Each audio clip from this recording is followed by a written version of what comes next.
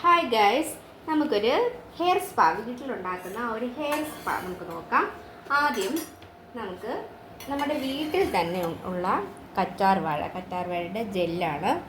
കറ്റാർവാഴ എടുക്കുന്നത് നമ്മൾ വീഡിയോ ആക്കിയില്ല. കറ്റാർവാഴ ജെല്ല് കട്ട് ചെയ്ത്, കറ്റാർവാഴ ഒരു ഇല എടുക്കുക, അത് രണ്ടായിട്ട് കട്ട് ചെയ്ത് അതിൻ്റെ സൈഡൊക്കെ കളഞ്ഞ് കട്ട് ചെയ്ത് അതിൻ്റെ ജെല്ല് നമ്മൾ എടുത്തിട്ടുണ്ട്. ഓക്കെ, ദെൻ നമുക്കൊരു കോഴിമുട്ട, ഒരു മുട്ടയാണ് വേണ്ടത്. ആ മുട്ട നമുക്ക് കട്ട് ചെയ്ത് നമുക്കിതിൽ അതിൻ്റെ വെള്ള മാത്രം എടുക്കാം. മുട്ട പൊട്ടിച്ച് നമുക്കതിൻ്റെ വെള്ള മാത്രമാണ് എടുക്കേണ്ടത്. മഞ്ഞ വീഴലും ശ്രദ്ധിക്കണം, മഞ്ഞ വീഴരുത്. ഫ്ലോയിഡ് വീഴുന്നുണ്ട്.